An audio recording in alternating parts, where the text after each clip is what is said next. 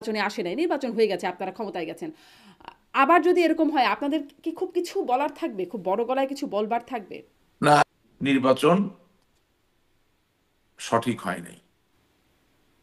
এটা যদি আমাকে এখন কেউ মারেও কাটেও পেটায়ও, আমি আবারও একই কথাই যে বলবো। হরতাল অবরোধ এই সময় এসে অকার্যকর হয়ে গেছে, সেই রকম মেথডেই আবার আপনাদের রণকৌশল ঠিক যে করছেন, এটাই বা কতটা? আয়ের অনুষ্ঠানে সবচেয়ে বেশি কারা যাইতো, কারা তেলবাজি করতো, একদম এই ভাষায় বললাম। আমাদের তেল তেল দেওয়া আমাদের একটা একটা রোগে পরিণত হয়েছে না। কারা কারা যাইতো মানে আপনার এই বিষয়ে? অনুষ্ঠানে আওয়ামী লীগ থেকে যাদেরকে দাওয়াত দেন তারাই যায় বসে থাকতো। সাদা চামড়া দেখলেও তার নিজের সামলাইতে পারতো না। 24-এ নির্বাচনে আপনিও পরাজিত হয়েছেন স্বতন্ত্র প্রার্থীর কাছে। ড্রাইভার হাতে নাতে ধরা পড়তেছে যে বিসিএস পরীক্ষার প্রশ্নপত্র ফাঁস করে। আমি যদি বলি যে ভাই আমার ভুল হয়ে গেল, আমাকে ক্ষমা করবেন, এতে কি আমি খুব ছোট হয়ে যাব? মানে আমরা কেন মনে করলাম যে সবাই আওয়ামী লীগ করবে? কেন আমাদের মনে হলো যে বেসুরা গলায় যে গান গাবে তাকে আমাকে নিয়েই গান গেতে হবে? কেন আমার মনে হলো যে সুরেলা গলায় অন্য কোনো প্রতিবাদ্য নিয়ে গান গাওয়া যাবে না? প্রশ্ন হবে লাগামহীন, জানতে চাই, জানাতে চাই, এই সময়ের পালস অফ পলিটিক্স। গেল 5ই ফেব্রুয়ারি আওয়ামী লীগ সভানেত্রী শেখ হাসিনার অনলাইন ভাষণকে কেন্দ্র করে জানান দিয়ে বা হুমকি দিয়ে হামলা করা হয় বঙ্গবন্ধুর 32 নম্বরের বাড়ি সহ আওয়ামী লীগ সরকারের মন্ত্রী, এমপি থেকে শুরু করে দলের অনেক নেতাকর্মী, এমনকি সমর্থকদের বাড়িতেও। এই ধারাবাহিকতায় গাজীপুরে সাবেক মুক্তিযুদ্ধ বিষয়ক মন্ত্রী আ.ক.ম মোজাম্মেল হকের বাড়িতে হামলাকারীদের উপরই এলাকাবাসী পাল্টা হামলা চালালে শুরু হয় অপারেশন ডেভিল হান্ট। আলোচিত হয় গাজীপুরের সাবেক মেয়র জাহাঙ্গীর আলমের ফাঁস হওয়া ফোন আলাপ, যেখানে তাকে বলতে শোনা যায় যে রাজধানীতে দিনের বেলা স্বাধীনভাবে চলতে পারবো না, সেই রাজধানীতে রাতের বেলায় মানুষ ঘুমাতে পারবে না, আমাদের টিম রেডি। আওয়ামী লীগ থেকে বহিষ্কৃত জাহাঙ্গীর আলমের মতোই সক্রিয় হচ্ছেন অনেকেই। সম্প্রতি বিতর্কিত সাবেক আইজিপি বেনজির আহমেদের ফাঁস হওয়া ফোনালাপেও তার প্রমাণ মিলেছে। কেমন পরিকল্পনা করছে আওয়ামী লীগ, কিভাবে রেডি হচ্ছে টিম, আর শেখ হাসিনার যেই ভাষণকে কেন্দ্র করে এত কিছু, তাতে কেমন দিক নির্দেশনা পেলেন নেতাকর্মীরা? এই আলোচনায় স্বপ্নধারা নিবেদিত পালস অফ পলিটিক্সে আজ আমার অতিথি আওয়ামী লীগ নেতা রাশেক রহমান। রাশেক রহমান, আপনাকে স্বাগত জানাচ্ছি আমার আজকের পালস অফ পলিটিক্সে।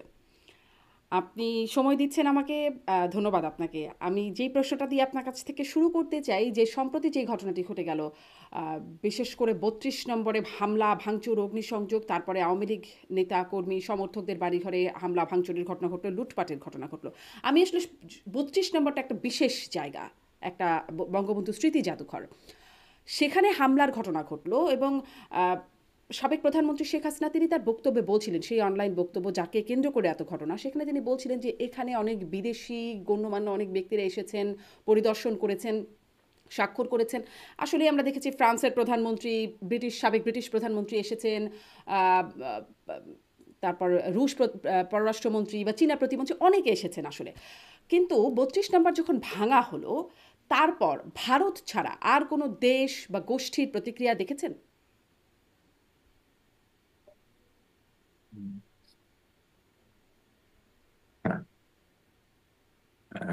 শারমিন, প্রথমত আহ, আপনাকে ধন্যবাদ, কিন্তু আমাকে একটা কথা বলতে হয়। আমি কিন্তু আসলে আজকের এই টপিকটা নিয়ে কথা বলার জন্য প্রস্তুত ছিলাম না।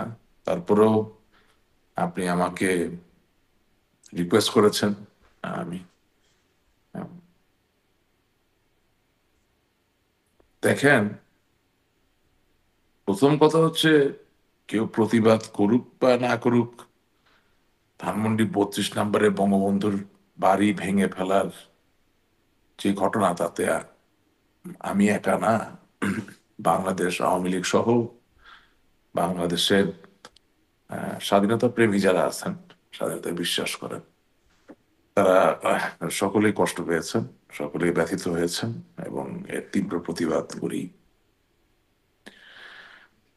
আহ আমি নিজেও খুব চিন্তিত। আপনার প্রশ্নের সূত্র ধরে বলতে চাই, সেটা হচ্ছে যে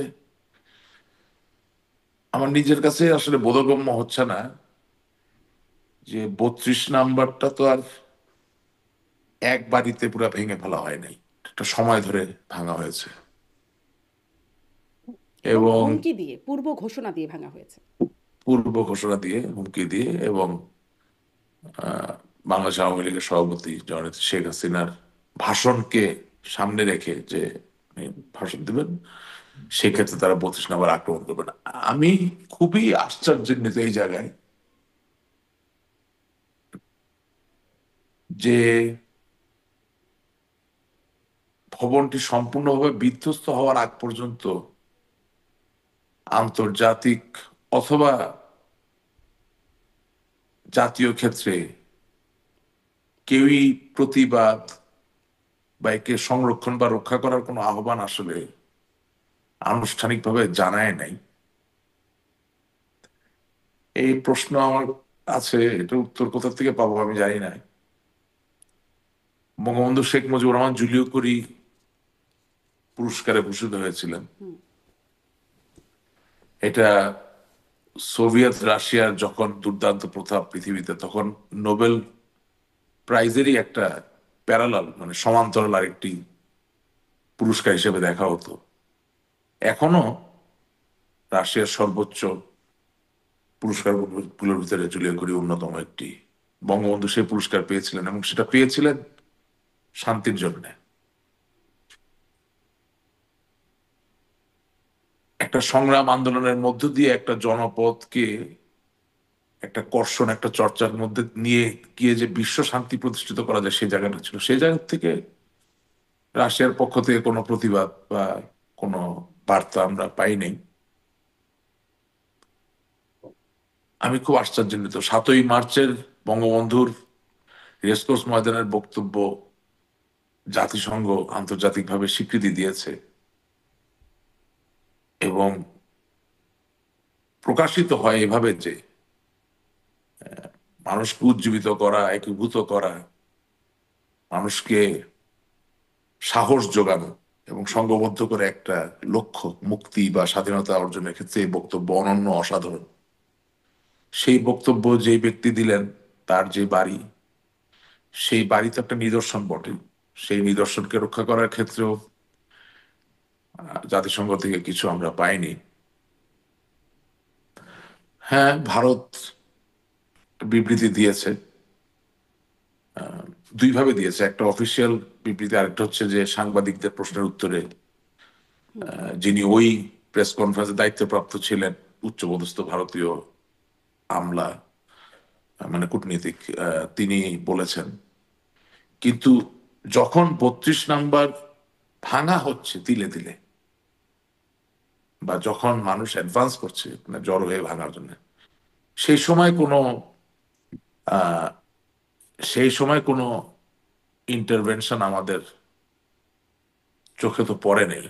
আচ্ছা, তারপরেও কিন্তু আমি খুব একটা দেখি নাই যে ভাঙা হয়ে গেছে, শেষ হয়ে গেছে, তারপরে যখন বাকি আওয়ামী লীগের অনেক নেতা কর্মী বা সমর্থকদের বাসায় না, হামলা হচ্ছে, তারপরেও তো খুব দেখি নাই। একটা দেখেছি এইচআরডব্লিউর পক্ষ থেকে, হিউম্যান রাইটস ওয়াচ, তারা অবশ্য বলছে কি যে আওয়ামী লীগের বিরুদ্ধে ক্ষোভ ন্যায্য হলেও আইনের লঙ্ঘন অন্যায্য। মানে তারা কিন্তু আপনাদের বিরুদ্ধে যে ক্ষোভ জনতা, সেটিকে ন্যায্য বলছে।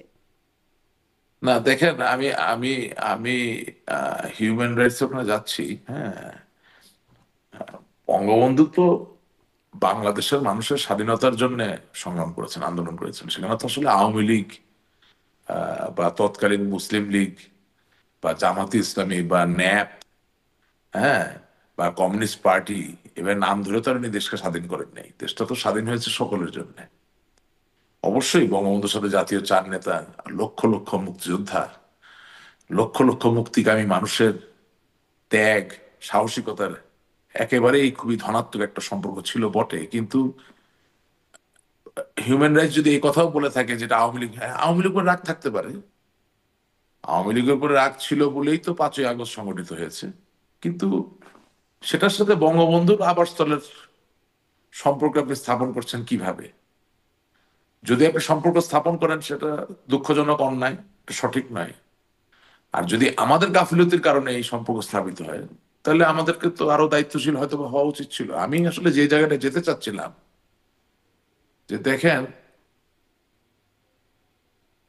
আমেরিকার যিনি চার্জ দি অ্যাফেয়ার্স, সাপোজেডলি উনি তো বাইডেন প্রশাসনের কেউ না। ওনার পক্ষ থেকে আমার একটা আশা ছিল যে একটা ছোট বার্তা তো উনি দিবেন। কারণ এটা আমি বলছি কেন শারমিন,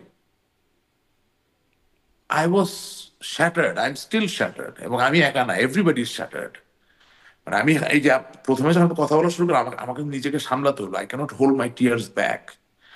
ওই বাসাটায় আমি গিয়েছি যখন আমার বয়স ছিল 10। আমি হাফ প্যান্ট পরা বয়সে আমি বাসাটায় প্রথমবার গিয়েছি। So I have lot of memories. The problem is যে সাপোজেডলি 5ই আগস্টের পরে তো আমাদের পার্টির যে স্ট্রাকচার সেটা যেমন ছিল তেমনই আছে।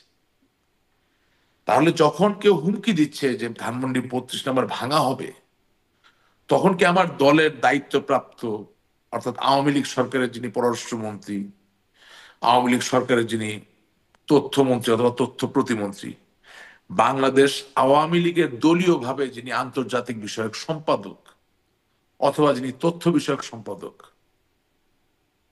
তারা কি করছিলেন?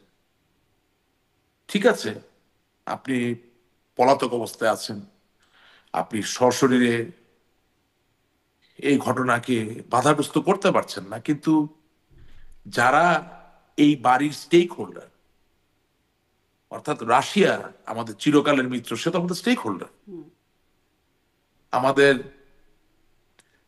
ভারত তো ডেফিনেটলি স্টেক হোল্ডার, কারণ বাংলাদেশের স্বাধীনতা যুদ্ধে তাদের অংশগ্রহণ ছিল। আপনি আপনি যদি হিসাবে নেন তাহলে মার্কিন যুক্তরাষ্ট্র স্টেক হোল্ডার, এই কারণে যে মার্কিন যুক্তরাষ্ট্রে বিল ক্লিন্টন যখন এই দেশে এসেছিল, the proper appropriate homage was paid. Not only that, পরবর্তীতে কোনো রাষ্ট্রপতি না আসলেও মার্কিন যুক্তরাষ্ট্র সরকারের পক্ষ থেকে যারাই এসেছেন তারা কোনো না কোনো capacity they have visited. So আমার কথা হচ্ছে, এই স্টেক হোল্ডাররা জানলো না নাকি জানানো হলো না? আপনি মনে করেন আমাদের নাকি অ্যাম্বাসেডার আপনারা লার্জ, একা হয়ে পড়ছেন, দেশি বিদেশি সমর্থক না আপনাদের আমি আসলে একা হয়ে পড়ছি কিনা আমি জানি না, আমি সে জায়গায় যাচ্ছি, আমি অ্যাজাম্পশনে কিছু বলবো না, আমি যা চোখে দেখেছি আমি তা বলছি। আমাদের অ্যাম্বাসেডার লার্জ জিয়াউদ্দিন সাহেব, উনি তো বাংলাদেশে নেই, উনি বাংলাদেশের বাইরে আছেন, খুব চৌকস ব্যক্তি, is a very smart person. তাহলে আমি আপনাকে যেটা বললাম যে আমার বঙ্গবন্ধু শেখ মুজিবুর রহমান 7ই মার্চ জাতিসংঘ রিকগনাইজ করে, তাহলে আপনি অ্যাম্বাসেডার লার্জ, আমি তো আর অত বড় কূটনীতিক না, বা আমি ডিপ্লোমেসি তো বুঝি না, তো হোক না আপনার সরকার ক্ষমতায় না থাকুক, আপনি কি জাতিসংঘকে জানিয়েছেন যে এরকম একটা ঘটনা ঘটতে যাচ্ছে? কারণ আমি এই কথাটা বলছি কেন, আফগানিস্তানে 3000 বছর পুরানো, মোস্ট লাইকলি ভুল না হয়ে থাকে, বুদ্ধিস্ট যে পুরাকীর্তি, সেটা যখন তালেবানরা ভাঙতে গেল, সারা বিশ্বের প্রত্যেকটা অঞ্চল থেকে উন্নত বিশ্ব বিশেষত এবং জাতিসংঘ অনুরোধ জানিয়েছে তালেবান সরকারকে যে প্লিজ এটা ধ্বংস করবেন না। তারা শুনলো কি শুনলো না অন্য কথা, কিন্তু ওই নিদর্শন, ওই ইন্টারন্যাশনাল হেরিটেজ যেটাকে বলে, ওই পুরাকীর্তিকে সংরক্ষণ করার, রক্ষা করার আহ্বানটা জানানো হয়েছে। এখন অফকোর্স বাংলাদেশ একটা কেওসের মধ্যে দিয়ে যাচ্ছে, কোনো সন্দেহ নেই, বাংলাদেশে কোনো কিছুই দেখো স্থিতিশীল না, সবকিছু অস্থিতিশীল। কিন্তু সেই অবস্থায় আমরা কি আদৌ আমাদের স্টেক হোল্ডারদেরকে সঠিকভাবে জানিয়েছি যে উই নিড ইউর হেল্প? আর যদি জানিয়ে থাকি তাহলে এরকম কি হওয়ার কথা? সুতরাং কিন্তু আমরা একা আন্তর্জাতিক কি, গণমাধ্যমগুলোতেও কিন্তু বিষয়টি এসেছে, মানে সবগুলো গণমাধ্যমে, হ্যাঁ, গুরুত্বপূর্ণ কিন্তু গণমাধ্যমে। এটা সঠিকভাবে আসে নাই।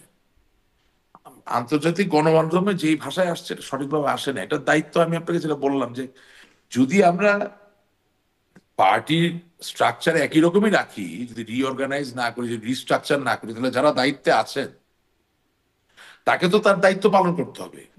আর উনি যদি ওনার দায়িত্ব পালন না করতে পারে, তাহলে এমন একজনকে নিতে হবে যিনি দায়িত্ব পালন করার জন্য প্রস্তুত। এখন আপনি ধরেন, এটা কি গীবত গাওয়া হবে কিনা বা কি আমি জানি না, আল্লাহ আমাকে ক্ষমা করুন, ধরেন ঢাকা 10 আসন, এটার মধ্যে ধানমন্ডি 32 নম্বর, আমি অন্যের কথা বাদ দিব, কাজটি ঘৃণিত, কাজটি অপরাধ, এর প্রতিবাদ জানাই।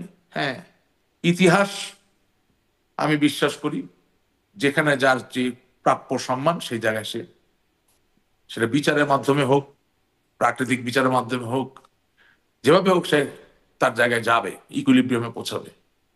কিন্তু আপনি একটা চিন্তা করেন যে ঢাকার 10 আসনের যে সংসদ সদস্য ছিল সাবেক, এই ধানমন্ডি 32 নম্বরে বাড়ি ভাঙা হয়েছে 5 তারিখে। আমি জানি না সে কোথায়, কি অবস্থায়, বাট সে তো নৌকা মার্কা পেয়েছিল, সে তো সেখান থেকে এমপি হয়েছিল, প্রতিবাদটা কোথায়? জি। তার দল। আপনি সাবেক মন্ত্রী প্রতিমন্ত্রীদের কথা বলছেন যে তারা বিবৃতি দিলেন, আমি যদি না একটু এটা। না, আমি ঢাকা 10 আসনের যিনি সংসদ সদস্য ফেরদৌসের কথা বলছি। হুম। তাহলে আমরা এমন লোককেই বানাইলাম, নমিনেশন দিয়ে এমপি বানাইলাম, যে আসলে বঙ্গবন্ধুর বাড়ি ভেঙে ফেলার পরে একটা লাইন লিখেছে প্রতিবাদ জানাবে বা দুঃখ প্রকাশ করবে, খবর নাই। আপনি লিখেছেন? আপনি বুঝার চেষ্টা আপনি বুঝার চেষ্টা করেন আমি কি বলতে চাচ্ছি। আপনি লিখেছেন রাশিক রহমান? আমি তো আপনি তো আমাকে নিয়ে আসছেন, আমি তো প্রতিবাদ করছি। হুম হুম। I have the guts. Is there anybody else? আর কেউ কথা বলতে পারতেছে? আপনি বুকে হাত দিয়ে বলেন তো, আপনি আর কাউকে ডাকেন নাই আমার আগে? আমি তো অনেক নিচের নেতা, আমার তো বড় বড় নেতা ফোন করছেন, তো পান নাই। এটাই বাস্তবতা। আমরা সিরিয়াল অনেক পরে করি, আমি আপনাকে বাস্তব কথাটা বলছি। আমি কি আমার মুখ ঢেকে আপনার সাথে কথা বলছি? আচ্ছা আচ্ছা, মানে আপনি বলছেন যে অন্য কেউ কথা বলছেন না, আপনি কথা বলছেন, এবং কিন্তু এবং আপনিও তো আপনি এবং একটা তার থেকে বড় অফিসিয়াল কথা, কোনো বিবৃতি, আপনার অফিসিয়াল আপনি ফেসবুক। যেটা বুঝতে পারেন নাই, হুম হুম। আপনি যেটা বুঝতে পারেন না সেটা আমি আবার পরিষ্কার করে বলি। আমার বাড়ি তো রংপুরের মিঠাপুকুর, আমি আওয়ামী লীগের কর্মী, অবশ্যই আমাকে প্রতিবাদ জানাতে হবে। আমি দুঃখ পাবো, এটাই স্বাভাবিক, এটাই প্রাকৃতিক। কিন্তু আপনি কারে ভাই বানাইলেন ঢাকা 10 থেকে, যে মানে পাবলিকলি আপনার এই বলতেছে। আপত্তির জায়গাটা স্পষ্ট, যদিও আমি 5 আচ্ছা, ফেব্রুয়ারির পরে আওয়ামী না লীগের না কোনো নেতার না সাথে না, খুব আমার বেশি কথা বলার আপনি চেষ্টা বলেন করিনি। ঢাকার মেয়ররা আছেন না? হ্যাঁ। কোথায় প্রতিবাদ, কোথায় ঢাকা মহানগরের কমিটিগুলো আছে না? বরঞ্চ রাশেক রহমান প্রতিবাদটা কোথায় যখন প্রতিবাদ? করলেন, ঢাকার সাবেক মেয়র, ঢাকা দক্ষিণের মেয়র ফজলেনুর তাপস, আচ্ছা, যাকে বলেছিলেন এইবার ফুরকানা আসেন। কামালকে। না, আমি বলি, এটা তো জননেত্রী শেখ হাসিনার কাজ না। উনি দিল্লিতে আছেন, স্বাভাবিকভাবে একটা খুবই জটিল পরিস্থিতিতে তিনি আছেন, এটাই বিশ্বাস করি, এটাই মনে করি। 5 তারিখে বঙ্গবন্ধুর বাড়ি ভেঙে দেওয়া হলো, আপনি প্রতিবাদ আনুষ্ঠানিকভাবে আওয়ামী লীগের পেজ থেকে জানালেন 8 তারিখ। কেন 3 দিন লাগবে কেন? জাতির পিতার বাড়ি ভেঙে দেওয়ার পরে এর প্রতিবাদ জানাতে 3 দিন লাগবে কেন? আমি আমার দায়িত্ব এড়াচ্ছি না, আমি আপনাকে শুধু বলতে চাচ্ছি যে যেটা হয়েছে হয়েছে। যদি আপনি দেখেন যে যাকে যে দায়িত্ব দেওয়া আছে সেই দায়িত্ব সে পালন করছে না, তাহলে সিদ্ধান্ত হচ্ছে দেরিতে তা পরিবর্তন করবেন না এখন তা পরিবর্তন করবেন। তাহলে আসলে কি আপনারা দায়িত্বহীন ভূমিকা পালন করছেন? মানে যার যার যেখানে দায়িত্ব পালন করবার না, কথা ছিল। আপনারা দায়িত্বহীন পালন করছেন এভাবে বলে তো আমি উত্তর দিতে পারি না। নিশ্চয়ই অনেকে দায়িত্ব পালন করছে। হুম। আমি আপনাকে স্পেসিফিক কথা বলেছি, ঠিক আছে, শুনেন, আমি যার কিন্তু যার বড় আসলে চড়া ঠিক নই। সেই সময় দায়িত্বটা যার পালন করার কথা ছিল। আমি একটু নো, এই আই সাথে এম এই প্রশ্নটা জুড়ে দেই রাশেক রহমান, এই প্রশ্নটা একটু জুড়ে দেই যে আপনি বলছেন ঢাকা 10-এর সাবেক সংসদ সদস্য, তথ্য প্রতিমন্ত্রী বা মন্ত্রী, পররাষ্ট্রমন্ত্রী যিনি ছিলেন, তাদেরকে এই বিষয়ে তাদের প্রতিক্রিয়া কি, কোথায় সেটি আপনি দেখছেন না। আমি একটু জিজ্ঞাসা করি শুনেন, বঙ্গবন্ধুর দৌহিত্র। আপনি আপনি সড়ক দিয়ে যাচ্ছেন, কোন একজন লোক আপনাকে মৌখিকভাবে লাঞ্ছিত করলো। এখন পাশে আপনার ভাই দাঁড়ায় আছে, আপন ভাই। আপনার ভাই যদি আপনাকে লাঞ্ছিত করার ব্যাপারে প্রতিবাদ না করে, তাহলে অন্যের ভাই কি প্রতিবাদ করবে? আপনি কি আমার কথা বুঝতে পারছেন আমি কি বলতে চাচ্ছি? বুঝতে পারছি। যে দুষ্টু লোক সে তো তার কাজ করেছে, সে আপনাকে লাঞ্ছিত করেছে। But what is the correct thing to do? It is your own brother who has to protest in favor of you. কিন্তু এই ব্যাখ্যাটা কি আপনার কাছে আছে? আপনি নিজেই যে বিষয়ে বলছেন আপনি দুঃখ পাচ্ছেন বা আহত হচ্ছেন, কেন আওয়ামী লীগ এরকম অবস্থায় আছে? কেন দায়িত্বশীল ব্যক্তিরা প্রতিক্রিয়া জানাচ্ছেন না? সেটি কি আপনি বুঝতে পারছেন? কেন হচ্ছে না এটা? একটা হতে পারে একটা হতে পারে ভয়, একটা হতে পারে সক্ষমতার অভাব, আর একটা হতে পারে এটাই কৌশল। ম্যাকিয়াভেলি পড়েছি, Shamsur the art of war পড়েছি, বাট এরকম কৌশল পড়ি নাই। অথবা নতুন কৌশলের বই লেখা হচ্ছে। আচ্ছা, সেই কৌশলের মধ্যে আরো একটু কথা বলতে চাইবো কৌশল প্রসঙ্গে। আমি আসলে এটাও একটু জানতে চাচ্ছিলাম যে বঙ্গবন্ধুর দৌহিত্র, আহ, শেখ হাসিনার পুত্র সজীব অজের জয়, পুতুল যিনি ডাব্লিউএইচওতে গুরুত্বপূর্ণ একটা পদে আসীন, রাদওয়ান মুজিব ববি বা টিউলিপ যিনি সম্প্রতি পদত্যাগ করলেন ব্রিটিশ মন্ত্রী হিসাবে, ওনাদের কাছ থেকেও তো খুব শক্ত কোনো প্রতিবাদ বা প্রতিক্রিয়া, সেটি কি আপনি মনে করেন যে সেটিও খুব কাঙ্ক্ষিত ছিল, নাকি আসলে এরকমটাই হওয়া স্বাভাবিক? শক্ত কোনো প্রতিবাদ প্রতিবাদ প্রতিক্রিয়া। আপনি কি প্রতিবাদ দেখেছেন কোনো? আমি খুব খেয়াল করিনি, যদিও সজীব অজিত জয়ের একটা পোস্ট আমি লক্ষ্য করেছি যেখানে তিনি বলছেন যে সব জায়গায় 32 লিখে দিতে, ইংরেজিতে একটা পোস্ট তো তিনি আপনি করেছেন। তো আপনি তো মোটামুটি ওই আমাদের যে গণভবনের যে প্রেস কনফারেন্সে তো মোটামুটি ওই সংস্কৃতির ভিতরে আছেন। আপনি আমাকে যেমন প্রশ্ন করছেন আমি তো আপনাকে প্রশ্ন করতে পারি, আপনি প্রতিবাদ দেখেছেন কিনা, উত্তরটা হবে হ্যাঁ বা না। না, আমি তো বলছি যে আমি একটা প্রতিবাদী শুধু সজীব অজয় জয়ের কাছ থেকে দেখেছি, যেখানে তিনি বলছেন আসলে ঠিক প্রতিবাদ না, তিনি বলছেন সবখানে 32 সংখ্যাটা লিখে দিতে, এটার প্রতীকী হিসেবে। এই একটা ছোট্ট একটা পোস্ট ওকে। তার তার কাছ থেকে দেখছি। আমি মিস করে গেছি এমন কিছু আপনি দেখছেন কিনা? আপনাদের তো ফেসবুকের যোগাযোগ বা সবকিছু হয়তো না, আরো আমি বেশি আমি আমার চাইতে। আমি 32 লিখে দেওয়ার ব্যাপারটা দেখেছি। উনি যেটা উদ্যোগ নিচ্ছেন সেটা মানে আর যেহেতু কেউ উদ্যোগ নিচ্ছে না, উনি নিচ্ছেন, তো ওনাকে ধন্যবাদ তো দিতেই হয়। কিন্তু ব্যাপারটা হচ্ছে কি যে আমরা কি শুধু 32 লিখে দিব? আমাদের প্রতিবাদটা কি তাই হবে? আমাদের চোখের পানি, আমাদের অশ্রু, আমাদের ক্ষোভান্বিত মুখশ্রী, মুখমণ্ডল, আমাদের আবেগ ঘন অভিব্যক্তি, আমাদের প্রতিবাদী শব্দ চয়ন, সেগুলি কোন উপস্থিত থাকবে? জি। সেগুলো কোথায়, এই প্রশ্নটাই আমিও করছি আপনাকে, সেগুলো আসলে কোথায়? আমরা যাকে প্রতিবাদী ভূমিকায় হতে দেখছি, এবার একটু আসি। আমরা দেখলাম গাজীপুরে হামলার ঘটনা, ওই সময়কালে গাজীপুরের সাবেক মেয়র জাহাঙ্গীর আলম তিনি একটা বক্তব্য দিচ্ছেন, তার একটা ফোনার ভাইরাল হলো। সেখানে তাকে বলতে শোনা যাচ্ছে যে যারা ঢাকায়, মানে রাজধানীতে শান্তিপূর্ণভাবে আমাদের চলতে দেবে না, তাদের রাতে তারা শান্তিতে ঘুমাতে পারবে না, মানে রাজধানীর মানুষ শান্তিতে ঘুমাতে পারবে না, এই বক্তব্য তিনি দিচ্ছেন। তাদেরকে কি এখন দায়িত্ব দেওয়া হচ্ছে প্রতিবাদ করবার জন্য, যারা এক সময় বহিষ্কৃত হয়েছেন আওয়ামী লীগ থেকে? এটা কি প্রতিবাদ বলেন তো? এটা কোনো কথা হলো? আর তো কেউ বলছেন না, তিনি অন্তত বলেছেন যে তারা সক্রিয় আছেন। এটা কি বললেন কথাটা? এটা এটা কি গ্রহণযোগ্য রাজনৈতিক কোনো বক্তব্য হতে পারে? যে আমাকে যে দিনের বেলা ঘুরতে দেয় না, আমাকে যে দিনের বেলা ঘুরতে দেয় না, আমাকে যে, ওটা কিন্তু নির্দিষ্ট, আমি সেই শহরের কাউকে রাতে ঘুমাতে দেবো না। তার মানে কি আমাকে যে ঘুমাতে, আমাকে যে ঘুরতে দেয় না তার কারণে পুরো শহর ঘুমাতে পারবে না? এটা কি রাজনৈতিক কোনো বক্তব্য হতে পারে? I don't understand this. আমি আপনাকে তিনি বেসিক আরেকটা কথা জিনিসটা বলছে, বলি। আপনি যদি বিশ্লেষণে যাচ্ছেন একটু যোগ করি, আমাদের টিম রেডি। কোন টিম রেডি বা কারা রেডি, এটাও কি আপনি বুঝতে পারেন? আমি বললাম এটা কোনো রাজনৈতিক বক্তব্য হতে পারে না। আই ডোন্ট নো, আমি তো ওই ধরনের রাজনীতি করি না, আমি জানি না। You don't speak like that. Bangabandhu Sheikh Mujibur Rahman 7ই মার্চে বাংলাদেশের মানুষের স্বাধীনতার রূপরেখা একেবারে প্রকাশ্য দিবালোকে বলে দিয়ে গেছেন। সেখানেও তো ওনার বলা লাগে নাই যে আমার দল রেডি, অমুক রেডি, অমুকে জানে কোথায় যেতে হবে, কি করতে হবে, সবই ঠিক করা ছিল। ইন্ডিয়ায় কে যাবেন, কে বর্ডার ক্রস করবেন, কোথায় কোন মেসেজ যাবে, এভরিথিং ওয়াজ দেয়ার। ইনফ্যাক্ট সশস্ত্র সংগ্রাম আমরা বলি যে অপারেশন সার্চ লাইটের পরে 25 থেকে 26 থেকে শুরু হয়েছে। আসলে তো নিবিড় যদি আপনি ব্যবচ্ছেদ করেন ইতিহাসে তাহলে দেখবেন যে সশস্ত্র সংগ্রাম আরো আগেই শুরু হয়ে গেছে।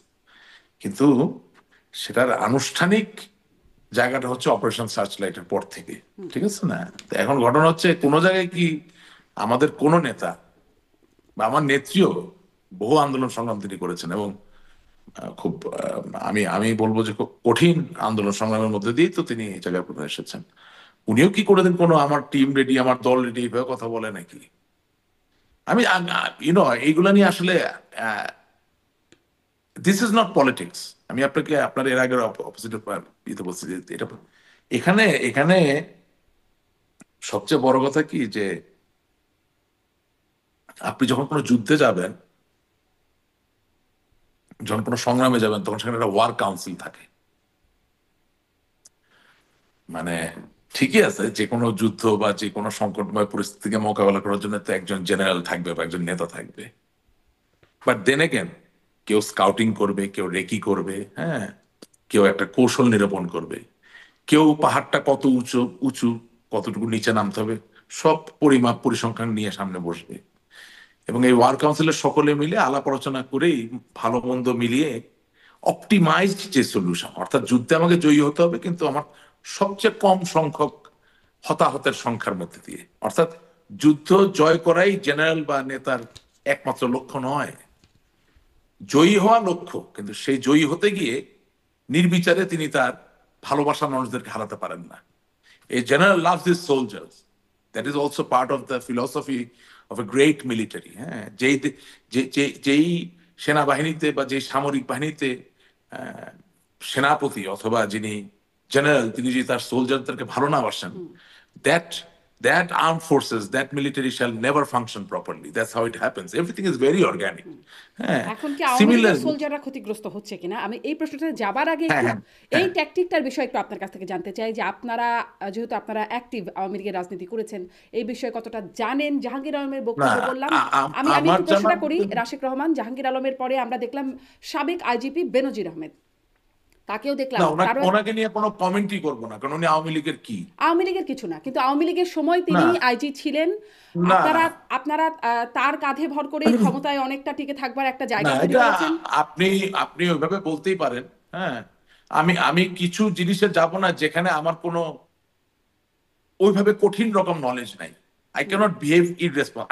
আমি আপনাকে ভুল বলবো তা না। একদম কঠিন রকমের আপনি নলেজ থাকতে হবে না, আমরা তার না ফোনালাপ শুনছি, না থাকতে হবে, তাকে সেখানে সেখানে যদি সত্যি হয়ে থাকে সেই আপনি ফোনালাপ। রাশেক আপনি রহমানের একটু প্রশ্নটা শেষ আপনি করি। মনে আপনি শুনেন, আপনি মনে করতে পারেন থাকতে হবে না।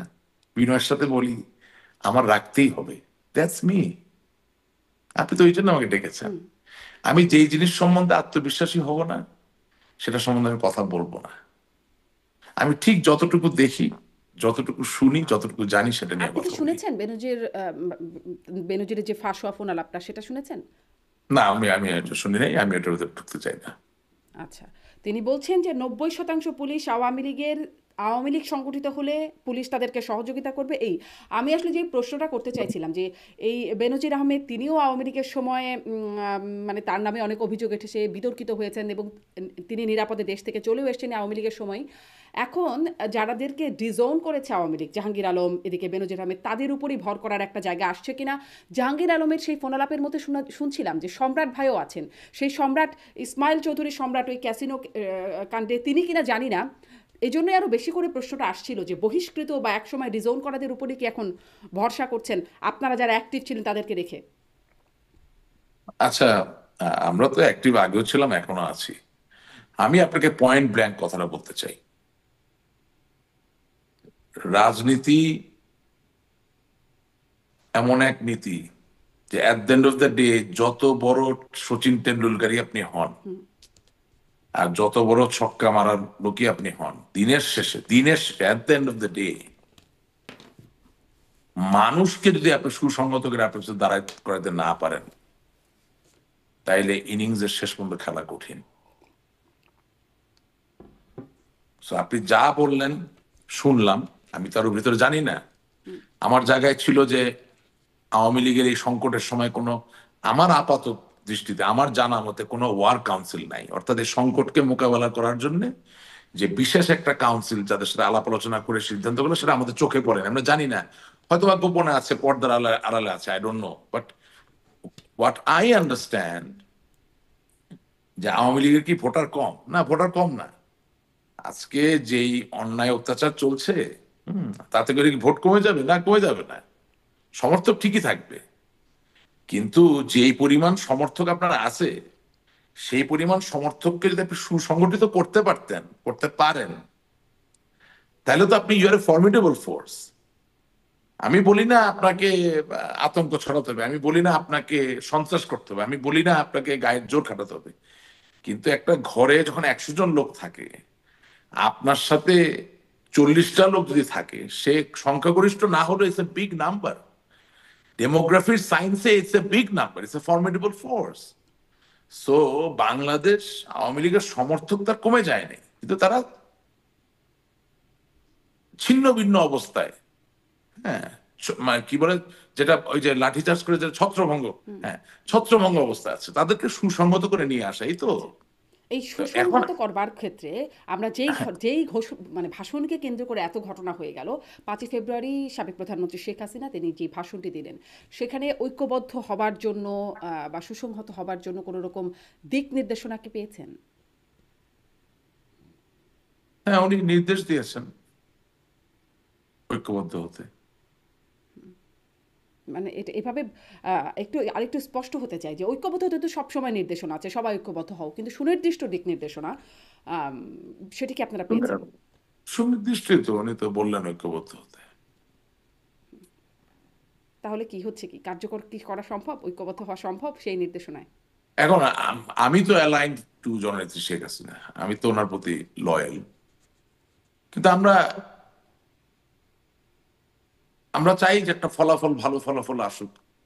একটা সুনির্দিষ্ট করে প্রশ্ন করি, আপনি আসলে কোন কথাটিতে, সাবেক প্রধানমন্ত্রী শেখ হাসিনার কোন কথাটিতে, আপনাদের নেত্রী শেখ হাসিনার কোন কথাটিতে আম, মানে আপনি ইন্সপায়ার্ড হয়েছেন ঐক্যবদ্ধ হবার জন্য? না না, আমার তো ধারাবাহিক ব্যাপার, আমি তো ছোটবেলা থেকে তার আশেপাশে আছি বিভিন্ন ভাবে। হ্যাঁ, আমার তো আর ওনার একেবারে সুনির্দিষ্ট কোনো বক্তব্যে ইন্সপায়ার্ড হওয়া লাগে না। আমি তো I have a political soul. হয় কি, আপনার সাথে কথা বলতে বড় আপনি খুব মানে একটু মাঝে মাঝে এমন সব প্রশ্ন যে আচ্ছা দেখ, ঠিক আছে, I have a political soul, আমার একটা রাজনৈতিক সত্তা আছে। সুতরাং আমার তো ঐক্যের প্রতি বিশ্বস্ততা প্রকাশ বা ঐক্যের প্রতি সংহতি প্রকাশের কোনো সমস্যা নেই। আমার ওরিয়েন্টেশনটা অলরেডি ওই জায়গায় করা। আমি যেটা আপনার মাধ্যমে বলতে চাচ্ছি যে মাঝে মাঝে একটু দাঁড়িয়ে থেকে দম নিতে হয়। বুঝলেন আমি কি বললাম? মাঝে মাঝে একটু দাঁড়িয়ে থেকে দম নিতে হয়। অথবা একটু আধুনিক একটা উদাহরণ দিতে চাই। ধরেন, আপনি মাইকেল শুমাখারের নাম শুনেছেন? কিংবদন্তির sports car driver, racing car driver, F1 formula চালাতেন, জার্মান ড্রাইভার, রাইট? তো সে যত ভালো ড্রাইভারই হোক, উনি যেই কোর্সটাতে, অর্থাৎ রেস করার যেই রাস্তায় রেস করবেন, ওটা বেশ কয়েকবার যদি ধীর স্থির ভাবে না চালান, তাছাড়া তো উনি জানবেন না অতি দ্রুততার সাথে, ক্ষিপ্রতার সাথে কিভাবে যাবেন, কোথায় কোন বাঁক, ডানে যাবেন না বামে যাবেন, কোথায় একটু ব্রেক চেপে আসতে হবেন, কোথায় একটু জোরে যাবেন। তার মানে হলো মাঝে মাঝে সে দাঁড়িয়ে একটু দম নিতে হয়, মাঝে মাঝে দাঁড়িয়ে একটু ডানে বামে সামনে পিছনে দেখতে হয়, তাহলে সিদ্ধান্তটা ভালো হয়। এর থেকে বেশি কিছু বললে বেয়াদবি হয়ে যেতে পারে, বুঝলেন? আমরা তো অনেক সময় চাপের ভিতর থাকি। আমি শুধু বলতে চাচ্ছি যে পৃথিবীর যে কোনো জায়গায় যান, পর্বতের উপরে উঠে যদি নৈসর্গকে উপভোগ করতে চান, তাইলেও কিন্তু দাঁড়িয়ে থেকে দম নিয়ে নৈসর্গটা দেখতে হবে। হ্যাঁ, আবার যদি নৈসর্গ নিয়ে ছবি আঁকতে চান, তাইলেও একটু দাঁড়িয়ে থেকে দম নিয়েই ছবিটা আঁকতে হবে। আবার যদি পর্বত থেকে লাফ দিয়ে সমুদ্রতে একটু মানে নিজেকে ভালো সাঁতারু হিসেবে প্রমাণ করতে চান, তাইলেও কিন্তু একটু দম নিয়েই লাফ দিতে হবে। সুতরাং একটু দাঁড়িয়ে দম নেওয়াটা একটু জরুরি। কোনো কিছু খুব বেশি তাড়াহুড়া আসলে মানে এই আর কি, বুঝলেন জি, না? আপনার মনে হচ্ছে তাহলে তাড়াহুড়া হচ্ছে। আরেকটা না, বিষয় আমার একটু মনে হচ্ছে না। আমি ভাই, আমার আমার কিছু মনে হচ্ছে না, আমি বললাম যে আমার কাছে মনে হয় এটা। হ্যাঁ, ওটাই তো রাশিদ রহমান, যে ফেব্রুয়ারি থেকে নানান কর্মসূচি আপনাদের পালন করবার কথা, এবং বা আওয়ামী এখনো লীগের। বলি, আমি এখনো বলি, বাঙালি খুব আবেগপ্রবণ জাতি, বাঙালি সহজ সরল, বাঙালি খুব ভালো। আমরা অনেকে আছে গালাগালি করতেছে আজকাল, এগুলো আমি সাপোর্ট করি না। হ্যাঁ, অনেক আছে ফোন করে আমার মানে মানে টেলিভিশনে বা বিভিন্ন ইন্টারভিউতে দেখা যাচ্ছে যে বাংলাদেশের বাঙালিদেরকে বিশেষত গালাগালি করছি, এটাকে আমি সমর্থন করি না ব্যক্তিগতভাবে। আমার কথা হইলো যে আচ্ছা, আমি যদি আমি কাউকে দেখভালের দায়িত্ব নিয়েছি, আমি যদি বলি যে ভাই আমার ভুল হয়ে গেল, আমাকে ক্ষমা করবেন, এতে কি আমি খুব ছোট হয়ে যাব? আমার যদি কোনো ভুল হয়, আপনারা আমাকে ক্ষমা করবেন, আমাকে আবার কাজ করার সুযোগ দেন, আমি আপনাদের সাথে থাকি। এতে কি আমি খুব ছোট হব? এতে কি মনে করেন বাংলাদেশের মানচিত্রে কোনো পরিবর্তন আসবে? এতে কি আপনি মনে করেন বাংলাদেশের আওয়ামী লীগ নামের যে দলটা, এই দলের গঠনতন্ত্রে কোনো পরিবর্তন চলে আসবে? বা আমাদের যে জনগণের জন্য একটা সাফল্যমণ্ডিত কর্মসূচির যে জায়গা, কর্ম পরিকল্পনা, সেটা কি পরিবর্তন আসবে? তা তো না। আর জনাব রাশেক রহমান, এর আগে সম্ভবত 96 নির্বাচনের আগেও তখন আওয়ামী লীগ নেত্রী শেখ হাসিনা, তখন তিনি ভুল একরকম স্বীকার করে বলেছেন যে সামনের দিনে আরো ভালোভাবে কাজ করতে চাই, ঠিক কি ভাষায় বলেছেন এখানে মনে করতে পারছি না, কিন্তু এইরকম একটা ইঙ্গিত তিনি দিয়েছেন যে আমার ঠিক আছে, অতীতের আপনি ভুল ঠিকই বলেছেন। কর্মকাণ্ডের জন্য হ্যাঁ, আমি ক্ষমা চাই এবং সামনের দিকে এগোতে চাই। এখন আসলে যদি কোনো ভুল থেকে থাকে, মানে নিশ্চয়ই আছে আপনাদের, আচ্ছা সেই জিনিসটা শুনেন, স্বীকার করতে সমস্যা কোথায় আপনাদের? আচ্ছা ভাই, কি অসুবিধা? আমি মরলেও আওয়ামী লীগ, না মরলেও আওয়ামী লীগ, বেঁচে থাকলেও আওয়ামী লীগ, না বেঁচে থাকলেও আওয়ামী লীগ। যারাদেরকে ডিজোন করেছে আওয়ামী লীগ, জাহাঙ্গীর আলম, এদিকে বেনজির আহমেদ, তাদের উপরই ভর করার একটা জায়গা আসছে কিনা? 5 তারিখে বঙ্গবন্ধুর বাড়ি ভেঙে দেওয়া হলো, আপনি প্রতিবাদ আনুষ্ঠানিকভাবে আওয়ামী লীগের পেজ থেকে জানালেন 8 তারিখ, কেন? থেকে হিউম্যান রাইটস ওয়াচ তারা অবশ্য বলছে কি যে আওয়ামী লীগের বিরুদ্ধে ক্ষোভ ন্যায্য হলেও আইনের লঙ্ঘন অন্যায্য। মাত্র আমাকে যে ঘুরতে দেয় না, তার কারণে পুরো শহর ঘুমাতে পারবে না, এটা কি রাজনৈতিক কোনো বক্তব্য হতে কোন পারে? কথাটিতে, আপনাদের নেত্রী শেখ হাসিনার কোন কথাটিতে আম, মানে আপনি ইন্সপায়ার্ড হয়েছেন ঐক্যবদ্ধ হবার জন্য? জয়ী হওয়া লক্ষ্য, কিন্তু সেই জয়ী হতে গিয়ে নির্বিচারে তিনি তার ভালোবাসার মানুষদেরকে হারাতে পারেন না। এই জেনারেল লাভস হিজ সোলজার্স। 14-তে 24-এ বিএনপি নির্বাচন